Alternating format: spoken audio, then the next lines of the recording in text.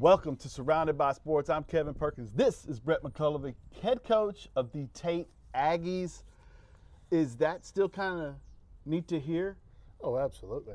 Absolutely. Yeah. Home is home, you know? Right. So it's always a joy to be around and give back to school that gave to you. Right. It's a pleasure. Right. Man, I tell you what, this is neat. We don't know each other well, but we both did graduate here. You played here more. I played here too, and we played the same amount of time, but you played more than I did, if that makes sense. If that makes sense.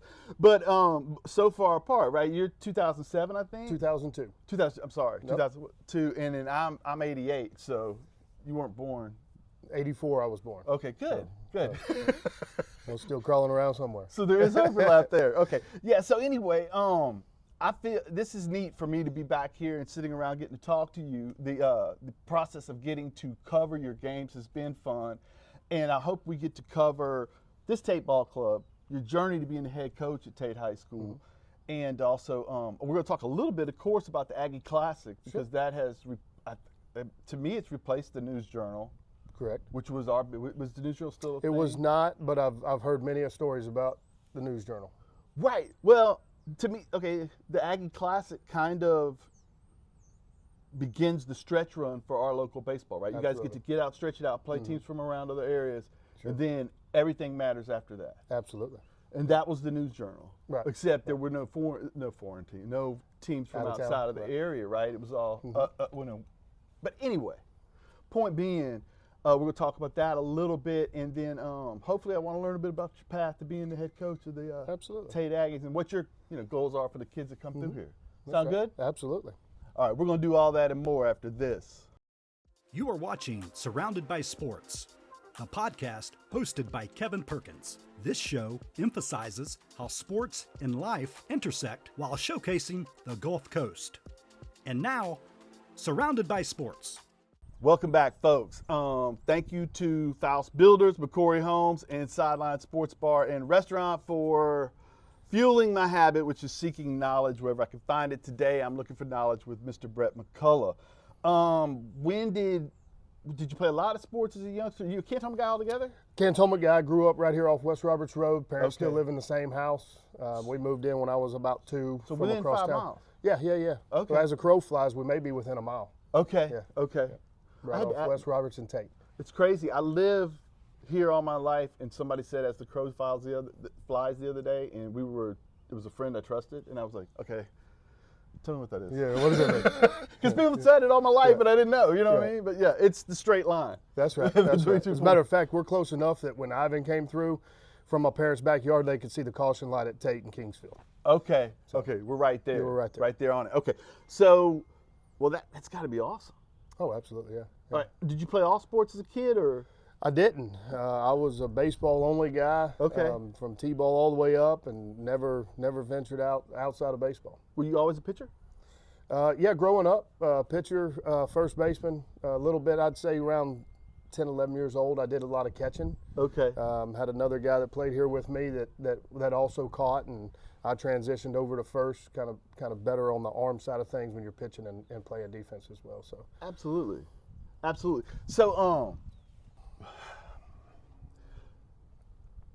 so T-ball was Cantonment, or was it? I was at NEP, the old NEP off Guidey Lane. Okay, all right.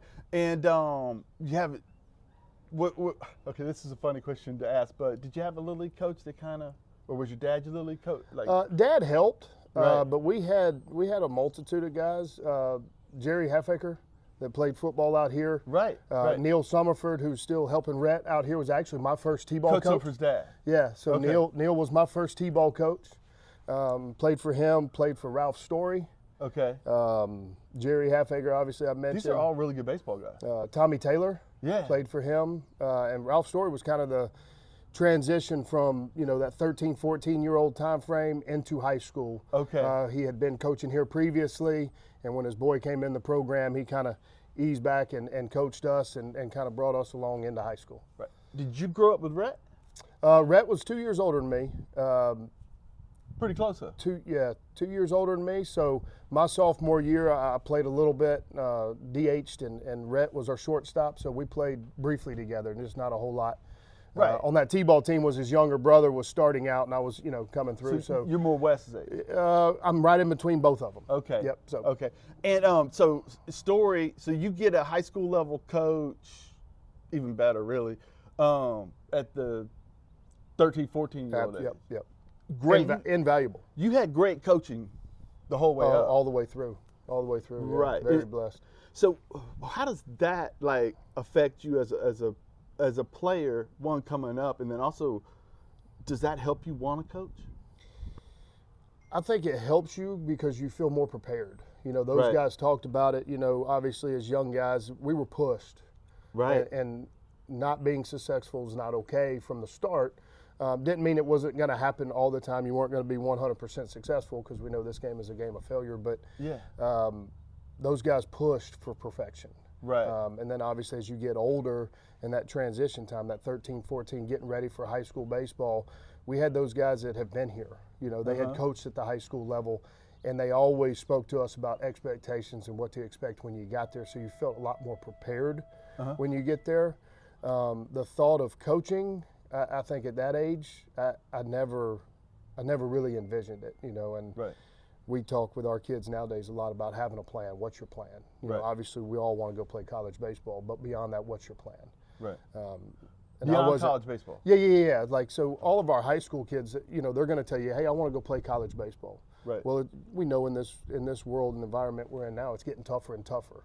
Yeah. So what's your plan beyond baseball? Right. And we try to relate everything that, good, bad, or indifferent that happens day in and day out to a life situation, right? So we want to understand, hey, we may be talking about this or that, but I want to relate it to something that's going to come in life.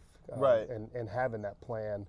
And my plan started late, and that's why, I always ask our players, what's your plan? Right. Is that like a daily thing? Absolutely. We can have a really good day or a really bad day, and situations that dictate those, we try to turn that into a life lesson, and let's grow beyond baseball. I think baseball is an avenue that opens up many different roadways, but we want to, as much as we can turn into life lessons and have you prepared beyond baseball. Right. That's what we're trying to do. Right. Because done properly, baseball both teaches you patience and perseverance. Absolutely. Right? Absolutely. Right. Now, okay, so you get to Tate. Greg Blackman's the head coach over here, and he's probably as good as anybody that's ever done it, right? That day, and now he's your AD. Yep. And so that relationship, what's that relationship like back then and also now, having somebody that you know that well? When you say home, it's completely insulated with home. Absolutely. Yeah. As a player for him, a little different than it is nowadays. Of course. He that accountability piece was through the roof, right? Right. But also was the respect, and I think, a lot of young people nowadays get confused with, golly, he's always on us. He's always just, everything's got to be perfect. Now, do we think it is? No, it's not. It's not going to be perfect, but you learn to understand, and it's hard to see it in the moment. That's why we try to tell kids, hey, when you're done and gone, you're going to understand this is coming from a place of care, right? Right. This is coming from a man that wants to see you continue to grow and not be okay with average stuff. Right. Well, that's where the okay, today didn't go right. Here's what we learned from it. How do we change it tomorrow? If you have those daily conversations, then they understand. Grow in the moments of failure. Really, Right. that's what you got to do to continue to climb that ladder. Right. To at the end be where you want to be. Right. Well, for lack of a better term, real love is not accomplished in happy moments. It's not. Right. It's the pushing through the bad moments with each other. And it's the tough conversations that maybe sometimes you don't want to hear. All the time. And it's like I tell my guys, look, I'll go to war with you every day. Right. If you have a question, just be prepared for the truth. It may not be what you want to hear, but it's what you need to hear. It also may help you with that fork. There's forks in the roads. Sure. And if you know something maybe you didn't want to know, right, then maybe when it's time to make a decision on that, you you fork. Sure. Right? You do the right things. Yeah, it's funny, you talked about the expectation or, accountability through the roof. The guy who I'm sure was a major mentor to Greg, he used to tell us, Randy Putman used to tell us there's a right way, wrong way, and exactly. That's right. So really what he's underlining is just because you can do it that way, Doesn't mean it's right. yeah, you're right. Just because you won doesn't mean you did it right either. Right. There's more to it than that. And there's, there is a strict line you have to toe around here. And I can tell you this too about Greg, and I hope he doesn't. Either I hope he doesn't watch this, or I hope he doesn't get mad about it. But he wasn't like when I met him. He was a sophomore, I think, and he had already batted cleanup in like a state championship, or fifth. I think he might have batted fifth on that club. The national title team. And he was an adult, dude. Like him, Mac and Mark Siebert, Doug Martin, who's the coach of them, all those guys were adults at 15 with because I'm all over the place now, you know what I mean? They were more adult than I am now when they were 15, and I just, it's neat to be around people, and it's neat to see how they can compartmentalize and continue to grow and all that. And I'm sure that was a big influence on you. Oh, absolutely. And when I got the opportunity to come back and a few years later and, coach with him, it was the same guy. Right. But being in the office, it's a different conversation. It's yeah. always pushing for the next. We ended his time here before he retired and stepped away to be the AD with two teams that went to the regional finals, and the answer was always, what's the next step? Like, how do we jump that next hurdle? It was always that vision of looking forward, that even when things are going really well, what can we adjust and what can we try to fix to be even better? Right. And that's always the goal, and that's his mindset. Right. Very driven, very organized. And certainly being around that for as long as I was certainly helped me. All-state pitcher. I didn't get to mention that. You were. Yeah. You acted like you didn't remember. I'm not much on stuff I did. Correct. Well, that's a coaching You had your mentality time, as you well. had your moment, right? And now, right. hey, let's try to get back and make another guy get those accolades. Right. Well, I talked to Coach. I told you earlier. I talked to Coach Brown yesterday, and she was like, and I think it's a coach thing, but she was a point guard, and she was like, well, my favorite thing to do is to see other people succeed. Absolutely. And to do your job correctly at some point, that has to be got to transpire. That's got to drive the car, right? Yeah, absolutely. Right. Okay. So, you go away to college and all that. Who'd you play for? You played at. I went to Alabama Southern. Yeah. First, junior college, I actually played for Mike Candler, who my sophomore year, that season we talked about, where I got some time to swing a little bit, was the head coach at Pine Forest with Eric Thompson and Tim Spoonie Barger and those guys. And after that year, he went to Alabama Southern, remembered me as, a left-handed hitter. Yeah. I actually went up there, and he had no idea I pitched. He saw me as a hitter, before he left town, and kind of got up there and said, hey, Coach, what about a bullpen? He goes, I didn't know you did that. So that kind of sprung the dual side through junior college. Right. And he was a big influence too? He was. He was fantastic. Coach Spoonie told me he was a great won a lot coach. of games, absolutely. Yeah. And you learn through that journey that there's many different ways to kind of skin that cat, if you will. Yeah, absolutely. A totally different demeanor about how he went about things. Yeah. His conversations were totally different. Psychology major now was Mike Handler. So it was a lot of challenging you mentally. Right. And saying, hey, I don't think you can do it. But he eventually got the results he wanted because every level he went to, even when he left and went to Gulf Coast, successful. Right, and that gets you a little bit out of the insulated bubble you've been in the whole time. You had a different version. You took something away from that. Now you wind up at UWF. Who was there at that point? Well, for a year I was at Lipscomb University in Nashville. Played in that conference. Atlantic Sun at the time was really good. You had Central Florida was in there. Troy was in there. Oh, wow. Florida Atlantic was in there. I mean, there was some heavy hitters, if you will. It was a lot of fun. I actually went on my recruiting trip, and the guy there was a pitching coach, was a Ole Miss guy. Okay. Really loved his philosophy, his talks, and he got remarried and left that fall and opened an academy in Birmingham where his wife was that he just married to be around her kid a little bit more in their hometown area. And they never hired another pitching coach, so the catching guy kind of took it over, and it just, at that point, didn't seem like a fit. And at the time, I was, when I made that commitment, I was being recruited at UWF, and it was Coach Spooner at the time. And Okay. by the time all that transpired, and back then, when you went Division I to Division II or whatever, if you left Division I, you had to sit out a year. You didn't lose the year, but you had to sit out a year, maintain your eligibility with credits and all that. So my first year at UWF was Mike Jeffcoat's first year as head baseball coach. Okay. Maintained my eligibility. Spoon still around? He was in and out. You would see him at some games and some events and stuff, but wasn't real present. Right. How was Jeffcoat as a young coach back then? Now he's killing it right now. They're doing great. Oh, great.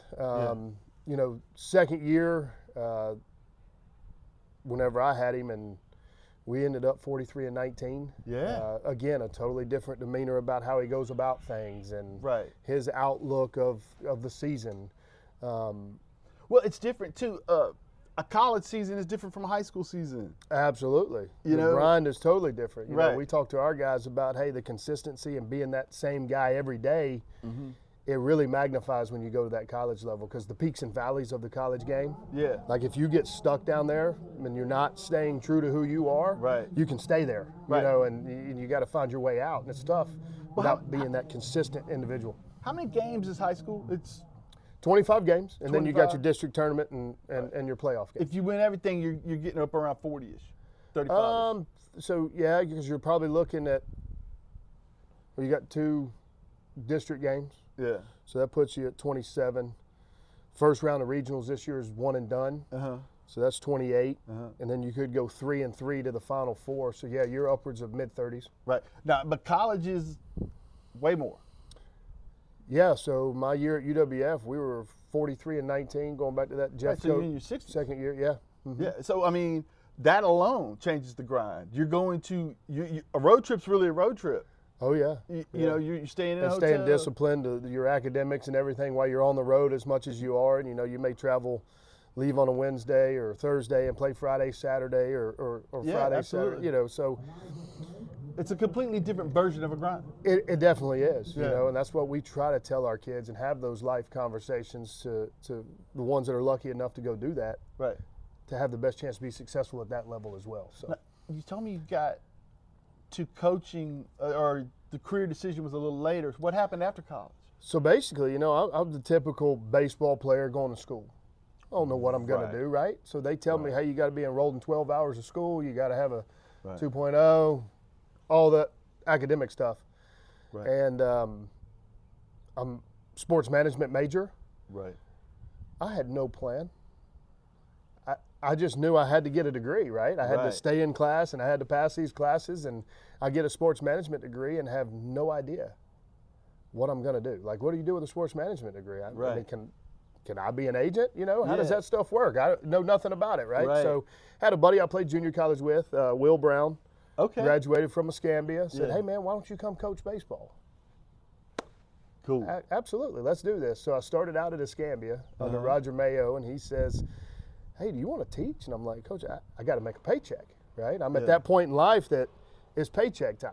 Right. I got to go to work. So sure. Yeah. And I started, he said, well, come apply. We got this 9th grade integrated science job. And I went, okay, here we go. So, and it goes back to having that plan. So I start teaching.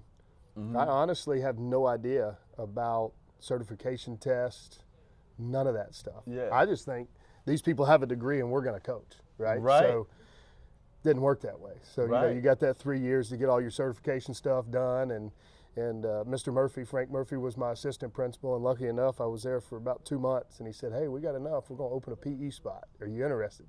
Yes, you're sir, I right. am. Yes, sir, I am. So the science job was short-lived. Right. But, it was the pathway in. Right. Well, tell me this. Okay, so you get the science job, and my wife always makes fun of me because Randy Putman was my freshman earth science teacher. Yeah. And she's like, one day she was like, who taught you science? Because I said something that evidently wasn't brilliant, right? And I said, well, Randy Putman.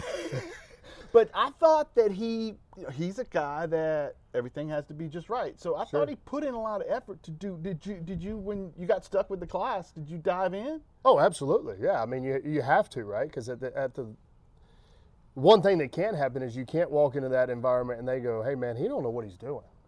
Right. Because then you've lost. I got 30 ninth graders sitting out here. They're lost. Right. So as soon as that commitment was made that, hey, this is what I'm going to go teach, I found out who's got the textbook. Right. And I got to start reading this sucker. Yeah. You know, I gotta know exactly what it is we're fixing to dive into, because that ninth grade integrated science wasn't like a chemistry. It was broad. You know, it was covering all different kind of things. So I had to be prepared. Right. Right. Yeah. Okay. Well, that's kind of neat. Now, how do you wind up back here? Yeah. So I was at Escambia for 3 years, teaching and coaching. And I think it was during my second season, and we played Tate over there, and Coach Blackman was helping at that time, Coach Boyd. Yeah. And I think I'm raking first base, and he walks over and he says, hey, when are you coming home? I said, well, I didn't know there was a job. Find me a job. Yeah. And we could probably make this thing happen. Right. And that following year, Coach Boyd called me and said, hey, are you interested? And I said, absolutely. Said, but I got to have a job. And luckily enough, a job at Helen Caro Elementary School came open. Okay. PE job. So I drove all the way across town, did my 7 to 2 job, drive all the way back to Cantonment. Did ninth grade baseball that year with Ralph Story. Okay. So come back, and he and I, and actually Daryl McCullough, former player here. Right. All three had the ninth grade team that year. Daryl McCullough's a good guy. Oh, yes, sir. Yeah. He graduated. He was 2 years above me, so it was that same deal like Rhett, you know, got to play a little bit together. Okay, so the ninth grade, and then that winds up being 7 years? Yeah, I believe so. Yeah, Right. 7 years. Obviously, I think it was after that first year, Coach Boyd took a step back. Coach Blackman took back over. And then the craziness really started, and I realized, hey, he's going to count on me to do a lot of things. There was... Because he was already an AD, right? No, sir. No, okay, No. my bad. So he's back in the seat as the head coach, and comes to me and says, hey, I need you to be my JV head coach. Okay. Absolutely, let's do this. He said, and on top of that, I need you to work with the varsity infielders and keep charge during varsity games. So when that JV game ended, it was like, you know, a squirrel running circles. Yeah. You know, I'm changing yeah. uniforms. I'm trying to get the field ready, get the charts ready for the varsity game, change uniforms. And it all happened within about 3 minutes of first pitch, you know, and did that for 2 years, and it was, the hustle was. Did that help prepare you for head, though?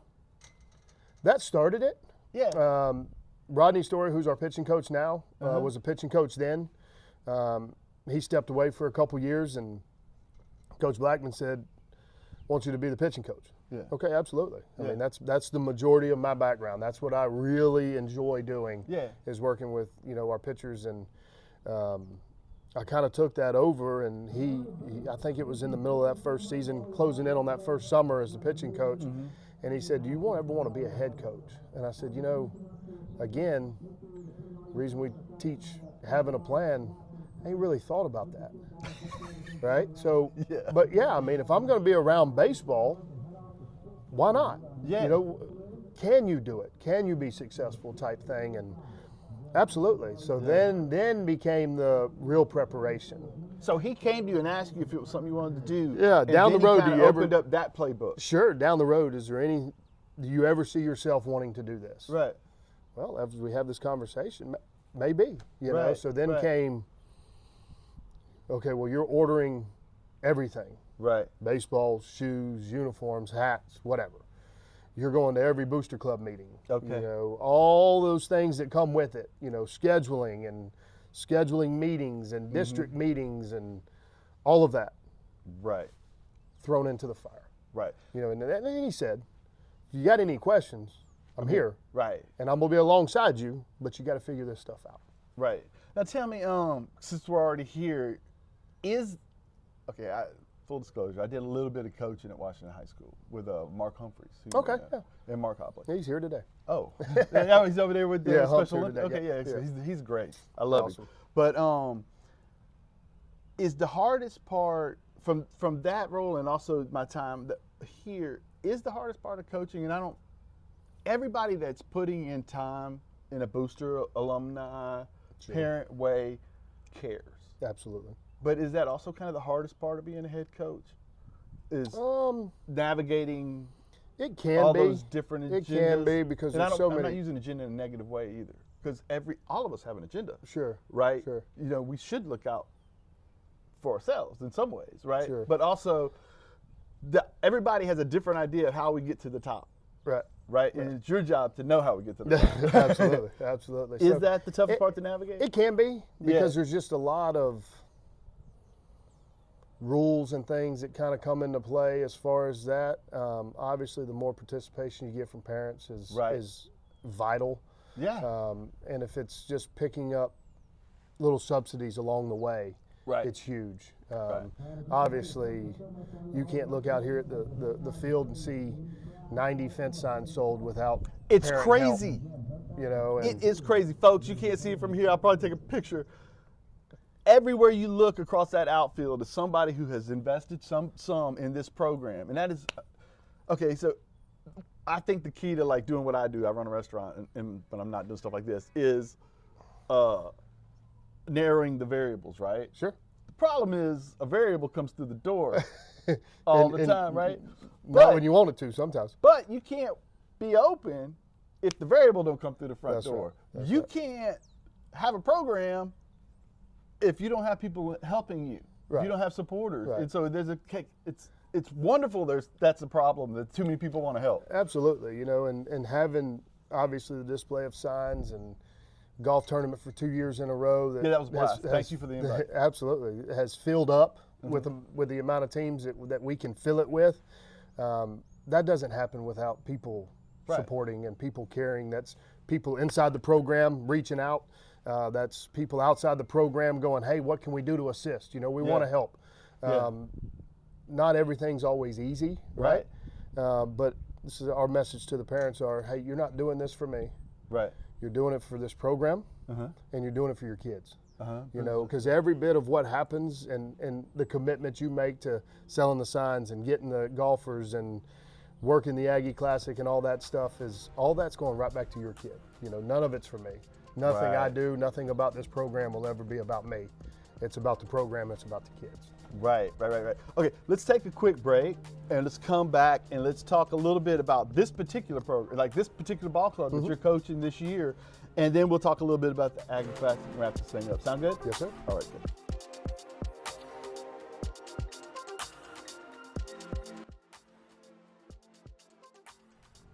Welcome back, folks. We're going to talk right now. Well, first of all, thank you, Faust Builders, McCory Home, Sideline Sports Bar, and Restaurant for allowing me to chase knowledge where I can find it. Today, I'm finding it with one Brett McCullough. And, okay, so this particular Tate baseball team, I've gotten to watch you guys play a little bit. I saw you early in the year. I saw you over here a couple of times in some really good performances. So how do you feel, one, about the progress of the ball club as you're coming through? I think we're making some gains. We're getting to midseason. Yeah, we're definitely closing in on it, and after this week and next week's Aggie Classic, you're going to be beyond the midway point of this year's season. And you got 3 this week, Yes, and then you turn around and you have like 4 next yeah, week. Monday, Tuesday, and Wednesday games. For sure, and And then then- everything's seeded out, and we'll play on Thursday as well. Right. So you're going to have 4, so that's 7 and 14 days. Yep. Yeah. Well, even less. Even because less, you don't play 'cause on we're playing- Friday, yeah, Saturday, right. Sunday, right? Right. Right. And so, but you're going to know who you are. Yeah. Yep. You're definitely forming your identity this time of year. Okay. Now, let's see. Evan Taylor's having a big year for you. Yes, sir. Right. Just one, who's having a big year for you at the plate right now, and who do you see kind of making progress coming into that? Evan Taylor's a guy that started off, and to be completely honest with you, and he and I had that conversation. He came up in the fall and said, hey, you know, what do I got to do to help this team, whether it's on the mound, defensively? I just want to play a role. I want to have a part. And my message were, hey, opportunities are going to come. Seize the moment, right? Right. Prepare like you're that guy, and when that opportunity happens, seize the moment. So I would tell him, or have told him, just like I'll tell you at the start of it, he wasn't really in that main picture, right? And then preseason happened, our inter squads happened. He just kept performing.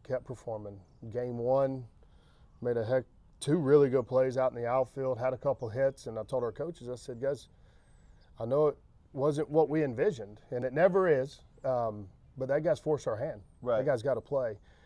Started down in the bottom of the lineup, and he's slowly kind of creeped up, and performance hasn't slipped with asking more and more of him. So very proud of what he's done so far. I asked, Mike Daniels is a friend of the show, obviously, and I hope to have him come on and talk a little bit of pitching at some point. Mike Daniels is a longtime coach at Northview, and we both know him.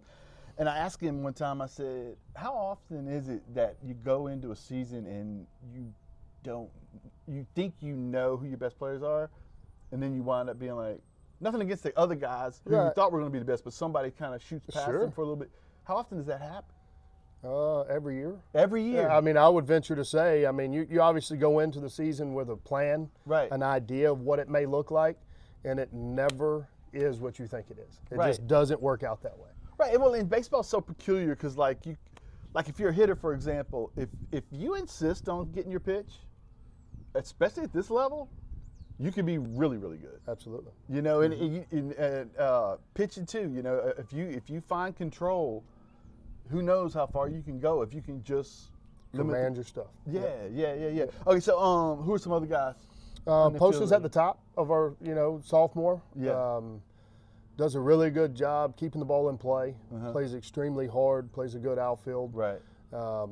Cannon Ham, another 10th grader that's struggled to begin with. You've got some really young pieces in the puzzle. Yeah, so it's an interesting group. We have some older guys, Evan stepping up, and Nate Connor's role has increased as far as the hitting aspect of things. Right. But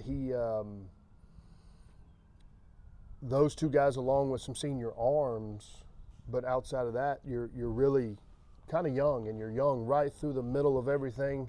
And your catcher's a sophomore, right? Yes, he is. Now he's a Griffin Cook. Griffin Cook. Yep. Right. 10th grade catcher and Moxie. Yeah, 10th grade middle on the infield, and then post in the middle in center field. So it's right up the chute as we speak today. It's young right through there, and that's okay. Yeah. Well, it's great for the next. It's great because one, they're going to evolve over the course of the season. Sure. The guy you had in week 2 is not going to be the guy you had when you get to the district tournament. But then next year it's going to be it's wonderful, right? Continue to grow. Right, but also now a name that you said earlier that has been around here since probably when my dad went to school here, Halfacre. Yep. He's been here too, right? Yep. He is he started at second base for us and defended it really, really well. And going back to Cannon, he started on the left side and seemed like the game was a little fast at the moment. Right. So we kind of made that flop to kind of just slow him down. Really. Right. He's defended it a lot better, and Cooper continues to defend it on the left side. Yeah. So that switch was kind of a hey, calm down moment. Right. And it's almost kind of stuck. Right. Because both of them are defending better. Well, once the game slows down a little bit, everything opens up. Oh, yeah. Right. Yeah, and I have a talk with these guys all the time, and I was fortunate enough to have that opportunity to play as a 10th grader. Yeah. Struggled. It's hard. This is different. Yeah. It's different, and I keep telling them, hey, that's why we, stay true to who you are. Mm-hmm. Bring it every day, and no matter what the peak or the valley is, grind through it, push through it. Continue to be that dude that's just going to work and find a way to make things happen, because I understand how difficult it is, given that opportunity and struggling and, going home and my dad saying, hey, if you're not happy, you better go to work, and that's kind of where I learned that, and that's what I try to, push to them is, hey, just keep going, just keep working. Yeah. So let's talk about your arms. That's obviously something near and dear to your heart. Absolutely. Brighton McCullough, senior arm, has thrown exceptionally well this year and kind of led us. We knew on the backside of that. He's got a little moxie. He does, and when he pitches with that confidence, it's a different arm. Big guy. It is. He's 6'3"-ish, 6'4". Yeah. I'm small, so I'm short, so he looks bigger. That's right. But yeah, he's thrown really, really well and competes. And that's the message about no matter what happens, good, bad, indifferent, just continue to compete. Yeah. Dig it out. Yeah, and then we had Lance Brady has thrown really, really well. Kind of got off to a slower start by design. Was dealing with some unknown medical stuff that kind of slowed him down, and he was a little frustrated by it. And our message to him was, hey, man, just give it time. Don't have to have the best lance in February. Let's have the best lance in March and April. Right. And he really has taken to that, and We're starting to get has had 3 outings, pitched really, really well. As a matter of fact, he's the one who threw the no-hitter over in Biloxi this past week, and just continues to attack the zone. And that's one of his strong points is really, really attacking. And he's another guy, as a 10th grader last year, threw game 3 at Fletcher on the road in round 1 of the playoffs and won. Right. So, a guy that got his feet wet last year and got that experience, and I think it's paying dividends for him on the mound this year. That's right. That's right. So as you get to the stretch, well, let's talk about the Aggie Classic. What does that, because now you've got Pace, Gulfbreeze, and Catholic involved as well. Well, first of all, just getting those 3 to put Aggie on anything seems impressive enough. That's right. That's right. A selling point to those guys in town is, hey, it's basically 4 free home games for you, right? Right. You're playing at your place. We've got teams coming in. Would love to get back to, I don't know what year it was, 2016, 15, 16, 17, somewhere in there, I guess, where we had, I think, just about every team in town playing in the Aggie Classic. I would love to get, the rest of the teams that are out there to kind of jump on board and let's all enjoy this thing together and get opportunities to play against somebody other than people we play in town all the time. So, really appreciative of the teams that have stepped up, get in the Aggie Classic. We'd like to have them all, Come on. You made reference to the News Journal. It was the best. It was the district tournament. Don't get me wrong. Obviously, there's more on the line. Sure. But the News Journal had a vibe to it.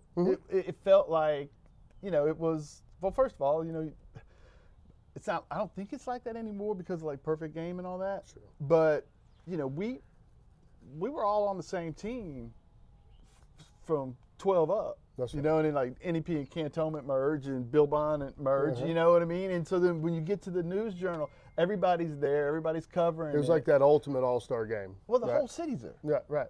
Right. Anybody that likes baseball in the city is there. You know what I mean? And that's what the thing, and that's the cool thing if you get, like you're saying, if you get every school involved, now you have Tate fans and Catholic fans or alumni or whatever all coming to different 3, 4, 5 different sets of parents from different schools watching ball games and enjoying, and that gets the sense of community, which is what a couple things this should all be about.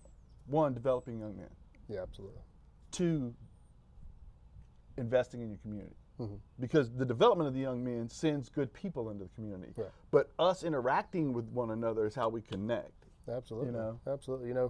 One of our main things, and we preach it every year, our main goal. Now we want to win baseball games. You know that, and that's important here. And everybody expects that you win those games. Yeah. The number one goal, not of just myself, but the people that I hire around me, is to bring in young kids and graduate young men. 100%. And I think the wins on the field will take care of itself when that's your main goal, because the character of person you're putting on the field is going to make that happen. 100%. 100%. I think I was going to ask you what your goal is for these young people, but I think you just told me. Absolutely. Yeah, absolutely. As successful as we want to be in baseball, I want these kids to be just as successful or more successful in the game of life. Right. Because that's what's important. That's what your next generation that's flooding out into this community, that's going to have to be good husbands, good fathers, contributors to society. That's what we want out of all these young men. You got to be a good coworker. Absolutely. And I think baseball teaches you so many wonderful life lessons, man. Oh, invaluable lessons. Right? Invaluable lessons. The key, and we talk about it all the time, failure sport. Yeah. The key is every time you go to work, you're gonna leave work and you're gonna think, man, something could have gone better today, right? Every time you play a game, you're gonna make a couple outs. right? Like things are gonna, Yeah, you know, percentages are not in your favor. It's not going to happen. right. So to be able to, you know, embrace the good things and evaluate, push through the bad things is man, if that ain't the key to life, what is? That's exactly right. Right? Man, thank you for giving me your time. Folks, Absolutely. appreciate you, man. Absolutely, buddy. All Appreciate right. you coming. Yes, sir. Okay, this is Brett McCullough, the head coach of the Tate High Aggies baseball team, and we're going to be following them through the rest of the year. And thank you for watching. Thank you again, Faust Builders, McCory Homes, Sideline Sports Bar and Restaurant, for allowing me to chase knowledge, and particularly find knowledge with one Brett McCullough. Thank you very much, man. Appreciate it, buddy. Wonderful. Wonderful. Yes, sir. Thank you.